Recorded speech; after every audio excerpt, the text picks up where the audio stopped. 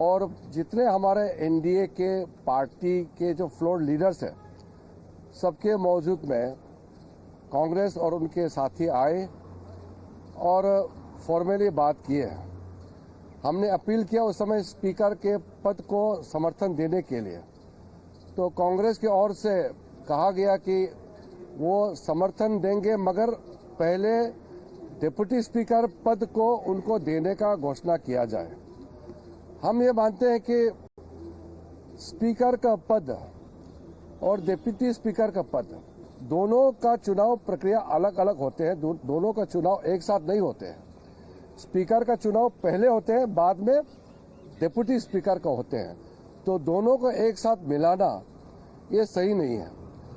और साथ साथ में जब हम कंसेंसस की बात करते हैं तो फिर उसमें कंडीशन लगाना ठीक नहीं है। स्पीकर का पद हम कंसेंसस करके पहले बनाया जाए, फिर डिप्टी स्पीकर का पद को आगे हम जरूर बात करेंगे, ये भी हमारे तरफ से हमने आश्वासन दिया था। लेकिन कांग्रेस और उनके साथियों ने, खास करके कांग्रेस पार्टी का रवैया बहुत साफ था कि वो कंडीशंस नहीं मानेंगे तो स्पीकर के पद को वो हमारा समर्थन नहीं करेंगे। मैं फिर से अपील करना चाहता हूं कि स्पीकर के पद का गरिमा को ध्यान में रखते हुए परंपरा के अनुसार अभी भी कांग्रेस पार्टी सोच सकते हैं, हमारे पास बहुमत है, हमारे पास नंबर है, एनडीए के पास पर्याप्त नंबर है, तभी तो हम सरकार में है। लेकिन नंबर होते हुए भी हम परंपरा अनुसार उनको हम अनुरोध करते हैं कि इस स्पीकर पद को लेकर के चुनाव नहीं होना चाहिए। स्पीकर का पद किसी दल का नहीं होता है, पूरे सदन को एकजुट में रख करके चलाने का एक पद होता है, इसलिए इसको हम विभाजित ना करें और हम सर्वसम्मति से नए स्पीकर का चयन किया जाए। अभी भी मैं फिर से खास करके कांग्रेस पार्टी को मैं अपील करना चाहता हूं। डिप्टी स्पीकर के लिए आप सर अभी, जैसे मैंने कहा, डिप्टी स्पीकर का प्रक्रिया अलग से होता है, तो उसको कंडीशन दे करके स्पीकर का पद को लेकर के डिप्टी स्पीकर का कंडीशन लगाना ये सही नहीं है। आप तैयार हैं सर? हमने खुले मन से कहा है कि डिप्टी स्पीकर का चर्चा अलग से करेंगे, पहले स्पीकर पद का चुनाव होने दीजिए और सर्वसम्मति से स्पीकर को चुन लिया जाए, फिर हम डिप्टी स्पीकर का बात करेंगे। लेकिन उसको आप कंडीशन दे करके कि ये बात नहीं मानेंगे तो ये नहीं करेंगे, तो फिर आप परंपरा तोड़ने वाली बात हो गई है। सर, क्या आप अपील कर रहे हैं कि वो अपने कैंडिडेट को विड्रॉ कर लें?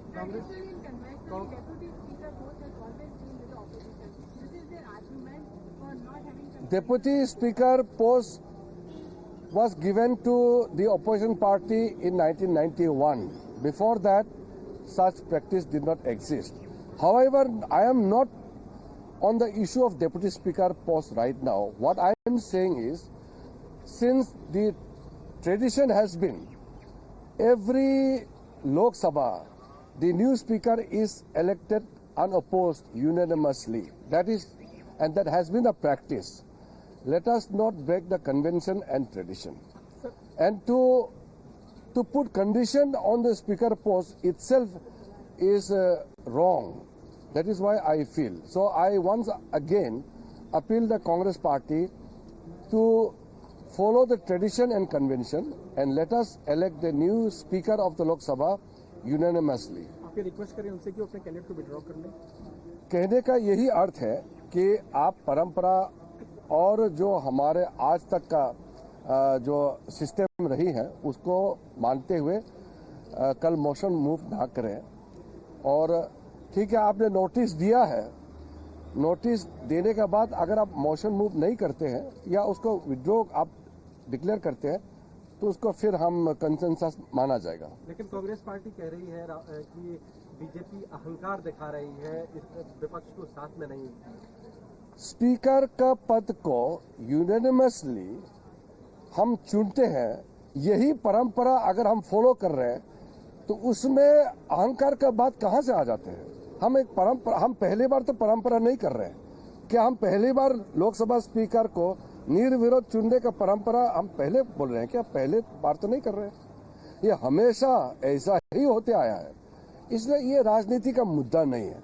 मैं फिर से कहता हूं, लोकसभा स्पीकर का प्रक्रिया जो होते हैं उसको लेकर के राजनीतिकरण नहीं किया जाए तो ये सदन के गरिमा बचाए रखेंगे। सर, एक सवाल, आज संसद में जय फिलिस्तीन के नारे गूंजे हैं, आप पार्लियामेंट्री अफेयर्स मिनिस्टर हैं। मुझे अभी सदस्य ने आके बताया कि एक मेंबर ने शपथ लेने के बाद जय फिलिस्तीन का नारा लगाया, तो मैं अभी उसको रूल्स के मुताबिक जो चेयर में है उनसे बात करता हूं इसका क्या करना है, क्योंकि हम किसी देश का विरोध और किसी देश से दुश्मनी नहीं है, लेकिन भारत के सदन के अंदर किसी और देश का लेकर के जायकार करना ये मैं सही नहीं मानता हूं। नियम के मुताबिक क्या है उसका आगे उसके हिसाब से काम करेंगे। इंग्लिश में मैंने बता दिया। We have no any kind of enmity with Palestine or any other country. The only issue is while taking oath, is it proper for any honorable member to raise the slogan praising another country? We have no problem with any other countries, but whether it is appropriate or not, we will have to check the rules. Some members have come to me and complained about the raising of Palestine slogan at the end of the oath. We will see the rules first.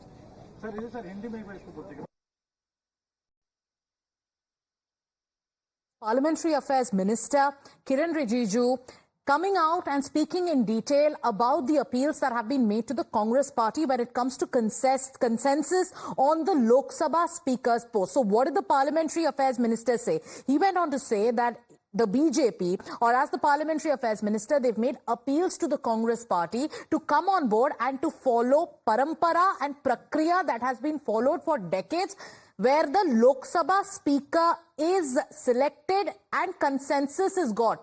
He then went on to say that when the Congress was approached, they went on to put conditions and they said, okay, we will give you our support only if you allow the Deputy Speaker to be a part of should be from the Congress. To which the Parliamentary Affairs Minister said that let's have a charcha or a discussion on the same. This is the controversy that's brewing around the Lok Sabha Speaker's post. One side talks about consensus. The opposition is on the path of confrontation. What's going to happen? We'll tell you more about that. Time for us to slip into a short commercial break. Stay with us. We're telling you the latest when it comes to that very controversy. For the first time in decades, there's going to be an election for the Speaker's post. The NDA had nominated Om Birla for the post of the Speaker.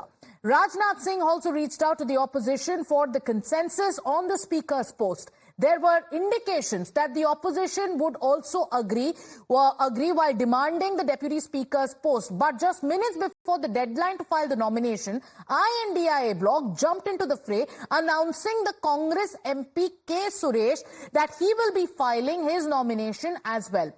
It all now boils down to the numbers. What are the numbers for the NDA and the INDIA bloc? And they are on your screens.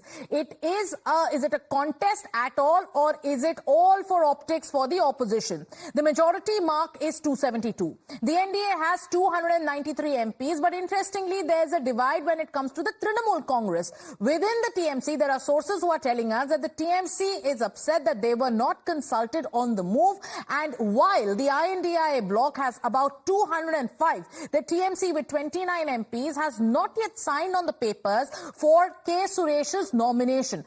Now, after filing his nomination, K. Suresh went ahead and said that it was his party's decision to nominate him. Let's listen into the reactions.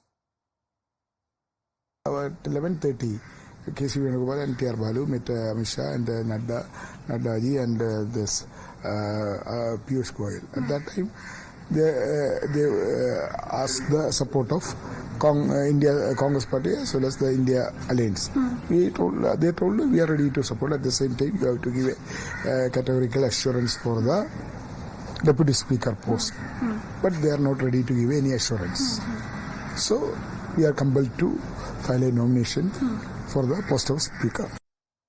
Now, Congress President Mallikarjun Kharge has called for a meeting this evening at 8 o'clock.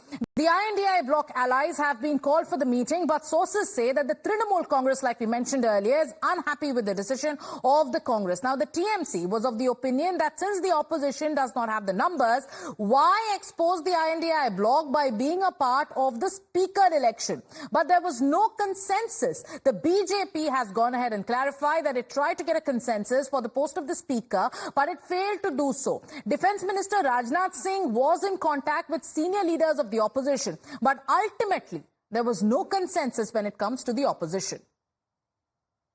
ऐसे यहाँ तक खड़गे जी का प्रश्न एक senior leader हैं, उनका सम्मान करता हूँ। कल से लेकर आज तक मुझे 3 बार हमारी बात है।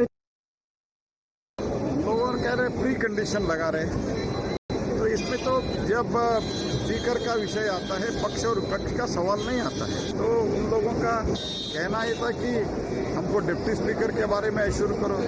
जब माननीय राजनाथ जी ने कहा कि हम जब डिप्टी स्पीकर का आएगा तब हम फिर से आपसे बुला के बात करेंगे, हम सबसे सर्वसम्मति से काम करेंगे, सहमति से काम करेंगे, लेकिन ये लोग प्री कंडीशन लगा रहे हैं। तो ये परंपरा है कि हम लोग सर्वसम्मति से स्पीकर कभी भी इतिहास में सर्वसम्मति से ही चुना गया है, तो इसका जब हम निवेदन किया।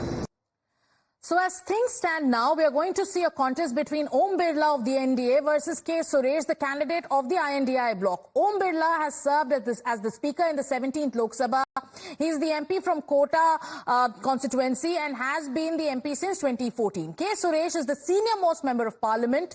He has served as a former Union Minister of State and also as the working president of the Kerala Congress. So why is the battle so important? Let's look at the significance of the speaker's post, especially with the dwindled numbers of the NDA. The speaker's post is extremely critical in absence of a simple majority of one party. The speaker decides the agenda for parliamentary meetings and allows adjournments and no confidence motions, and also interprets rules of the House which can't be challenged. Now, the speaker also has the right to discipline MPs for unruly behavior in the House and can also disqualify MPs under the 10th schedule. एक पुरानी मानसिकता है कि हम dictate करेंगे terms को, उस मानसिकता को फिर से दिखाया गया कि नहीं, शर्त है कि पहले लोकसभा का उपाध्यक्ष कौन होगा वो पहले तय करें, फिर अध्यक्ष के लिए समर्थन मिलेगा।